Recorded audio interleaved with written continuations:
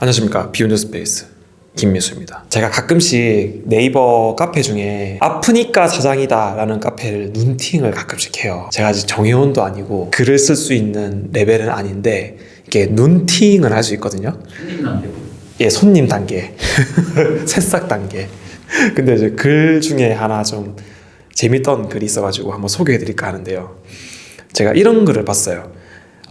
공유 오피스로 운영을 하고 있는 물건을 판매한다라는 내용이었고요. 그래서 권리금하고 이걸 인수받으실 분이 있냐라고 했더니 가격 문의합니다라는 댓글이 한 20개 정도 달려있더라고요. 그래서 와, 이게 진짜 관심이 뜨겁구나. 이 소호 사무실이나 공유 오피스를 인수하려는 그런 수요가 많다라는 걸 알았습니다.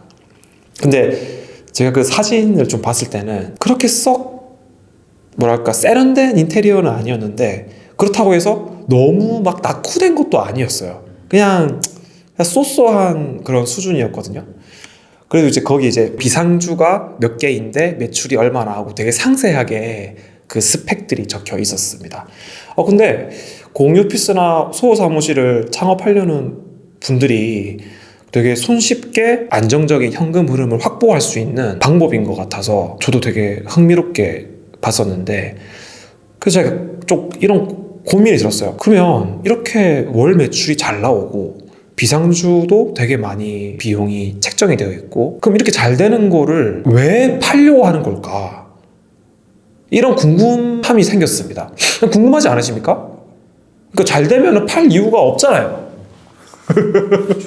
그렇지 않습니까? 저희도 이제 그런 사례가 있었죠. 예전에 서울의 서쪽에서 공유 오피스를 인수하시려는 세 번째 인수자분께서 저희 쪽에 오신 적이 있어요. 그래서 규모가 한 140평 규모의 월세가 700만 원, 그리고 뭐 관리비 뭐 얼마 해가지고 전체 월 매출이 1900인데 지출이 1700. 그래서 기존에 그 공유 오피스를 운영하는 분은 개발자 분들이었다고 합니다. 근데 개발 업무가 너무 많다 보니까 매니저 분들도 2명이나 고용이 되어 있고 이익률이 높지가 않아서 이제 세 번째 매수자 분에게 그 공유 오피스를 넘겼던 사례가 있었습니다. 그 무슨 스토리예요? 비욘드 스페이스에 그래서 그분 이제 세 번째 매수자 분께서 저희 쪽에 문의를 하셨어요. 찾아오셨죠. 공유 오피스를 어떻게 운영하는 거냐, 그리고 내가 이 지출 매출 상황이 이러이러한데 여기서 순이익을 올릴 수 있는 방법이 뭐냐, 그리고 기존 인테리어를 어떻게 내가 바꿔야지 좀 더 공간을 리프레시할 수 있느냐, 이런 것들을 자문을 구하러 오셨습니다. 그래서 제가 넘겨받고 세 번째 이제 주인분께서, 그래서 제가 아는 대로 다 알려드렸어요. 다 알려드렸는데 제가 왜 이 말씀을 드리냐면, 제가 예상컨대 그런 것 같아요. 제가 예전에 영상에도 한번 언급해 드린 적이 있는데, 이 공유 오피스, 소호 사무실 뭐 이런 공간을 쪼개서 재임대하는 이런 업종이 이제 생각보다 순수익률이 높지 않을 겁니다.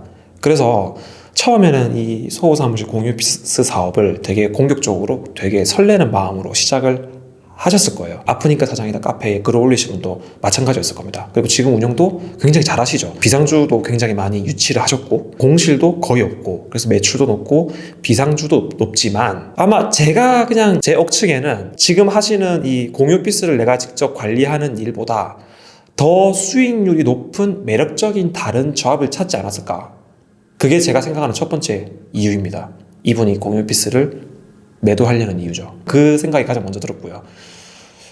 그리고 두 번째는 공유 오피스 운영자께서 이 사업에 대해서 더 이상 비전을 발견하지 못했을 수도 있습니다. 그러니까 제가 매번 말씀드렸다시피 공유 오피스는 공간을 쪼개서 재임대하는 사업이기 때문에 매출의 한계가 명확하다고 말씀드렸었죠. 그래서 그 이상 매출을 올리려면 비상주라는 걸 해야 되는 건데, 비상주 역시도 아마 한계가 있을 거예요.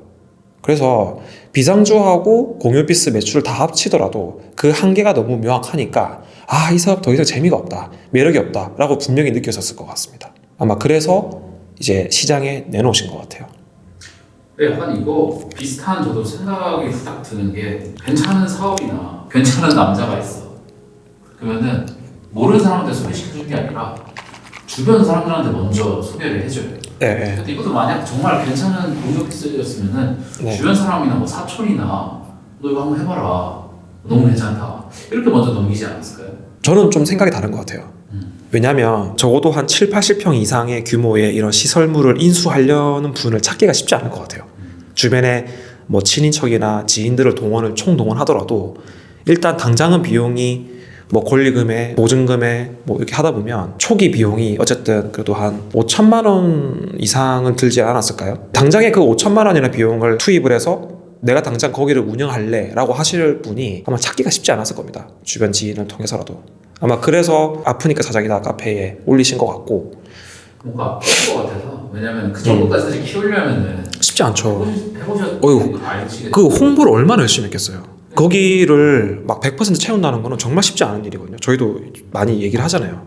저도 1호점 다 채우는데 11개월 걸렸고 여기 2호점, 망호점 다 채우는데도 8개월 걸렸고 지금 신촌 양평은 다 이렇게 돌아가지도 않고 그래서 굉장히 대단하신 거예요. 그렇게 그런 소사무실이나 공유 오피스를 100% 채운다는 거는 진짜 대단하신 거죠. 근데 사람의 심리가 이 도전의 끝을 맛보고 나면 다음 스텝을 생각하게 되는 것 같아요. 이 비즈니스 모델의 끝을 봐버렸잖아요. 아니 게임을 끝판을 깼잖아요. 우리가 어릴 때 오락을 하면 끝판왕을 깨고 나면 다시 안 하지 않습니까? 잘? 그거랑 비슷한 거 아닐까요? 정복했다. 약간 도장 깨기처럼 내가 이 분야는 마스터했다 그런 마음이 있는 것 같아요. 저 유튜브 컨텐츠에도 어떤 분이 댓글을 하나 달아주셨는데 저희 비욘드 스페이스 채널을 보고 공부를 많이 하면서 소호 사무실을 운영을 했는데 오픈한 지 2달 만에 다 이렇게 공시를 해결하셨대요. 정말 대단하지 않습니까? 스카우트 해야 되는 거 아닙니까? 이런 분은 스카우트 해야죠. 근데 이분이 어떤 문의를 하셨냐면 댓글에 나와 있어요. 혹시 이거를 엑시트 하려면 어떻게 해야 되나요?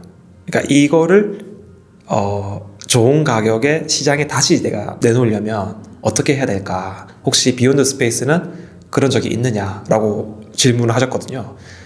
근데 이분도 마찬가지로 여기를 다 채우고 나니까 바로 판매할 생각을 하시는 거죠. 그 카페에 글 올리신 분도 그렇고 비욘드 스페이스 댓글 달아주신 분도 그렇고 굉장히 이 공유 오피스 사업 자체를 정말 투자 수단으로서 정말 이 가치가 높을 때 당장 팔아서 더 높은 가치를 얻겠다라는 그런 정말 비즈니스적인 그런 자세가 있는 것 같습니다.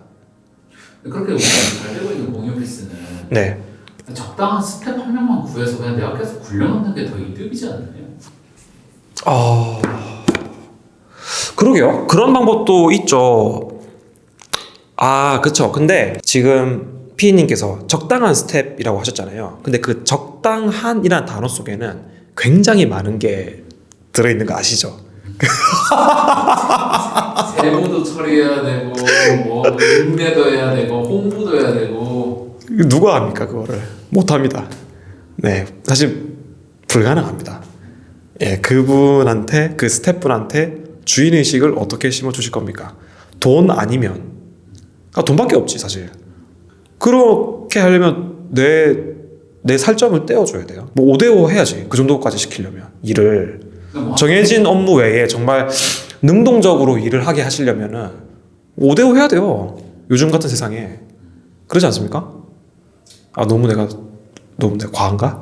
뭐 사실 그거는 이제 안 하시는 분들은 적어도 뭐 300 이상을 챙겨준다라고 하면은 그래 능동적일 수는 있는데 300 이상 챙겨주면 이제 내 몫이 거의 없죠. 그렇죠. 600이었는데 바로 300 되거든요. 그럼 내가 하고 말지. 그래서 몸값이 높고 만실일 때 그냥 팔아버리시는 겁니다. 근데 이것도 저는 괜찮은 것 같아요. 그러니까 저희하고는 굉장히 다른 자세로 이 사업을 하시는 건데 어쩌면 이게 맞는 방법일 수도 있죠. 이 사업을 대하는 방식 중에서. 어쨌든 공유 오피스라는 사업은 이 사업을 어떻게 대하느냐에 따라서 그 결과가 굉장히 다를 것 같아요.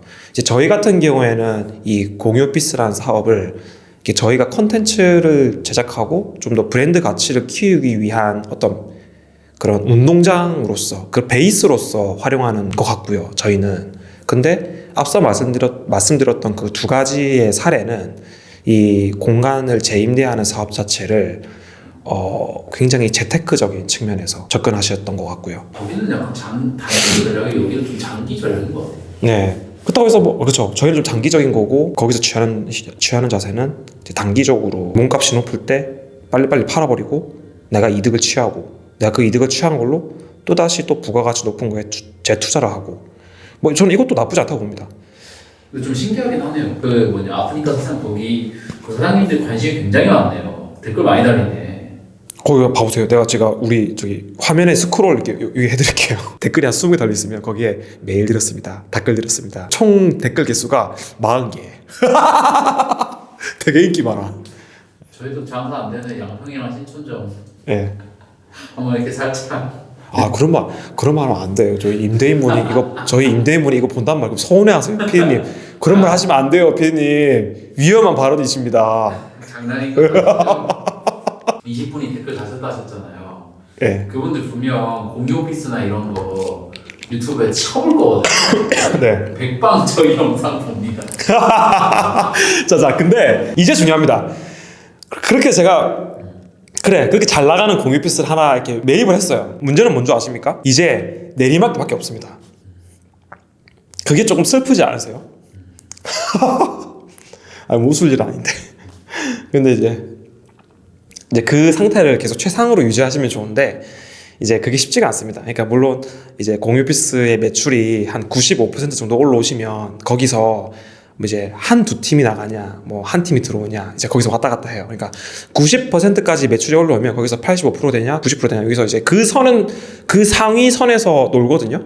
근데 스터디 카페는 다르죠. 스터디 카페는 이 뭐 시험 기간이나 코로나 뭐 2단계 뭐 이런 뭐 정부 방침에 따라서 매출이 반토막 나기도 합니다. 근데 공유 오피스는 그러진 않죠. 그래서 이미 수준이 올라와 있는, 매출이 올라와 있는 공유 오피스를 인수하신 거는 굉장히 저는 좋은 방법이라고 생각을 합니다. 하지만 단점은 이제는 이 공유 오피스가 관리가 조금만 잘 안 돼도 매출이 떨어질 길밖에 없다는 거가 조금 리스크라고 저는 생각을 하고, 그리고 시설적인 측면도 시설이 자꾸 노후되기 때문에 예를 들어서 의자 같은 것들은 주기적으로 바꿔주시게 될 거예요. 그러면은 의자가 40개인데 40개를 다 바꾸면은 개당 20만 원 잡아도 800만 원입니다. 그러니까 그런 비용들이 어쨌든 지출이 될 수도 있다는 거죠. 뭐 장단이 있는 것 같은데, 그래서 이거는 권리금을 내가 얼마를 받고 인수를 하느냐, 그게 중요할 것 같아요. 그러니까 이거를 인수를 하시기 전에 한번 시설을 꼼꼼히 따져보십시오. 시설을 직접 눈으로 가서 확인을 하시고 물건을 넘기시는 분하고 조율을 하시는 겁니다. 예를 들어서 내가 봤을 때는 여기 시설이 몇 년 됐고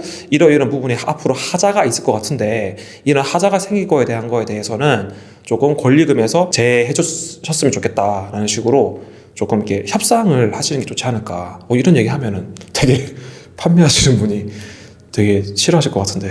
근데 우리 객관적인 시선에서 보는 거예요. 객관적으로 이 공유 오피스가 한 4년 5년 되면은 이게 망가지거든요.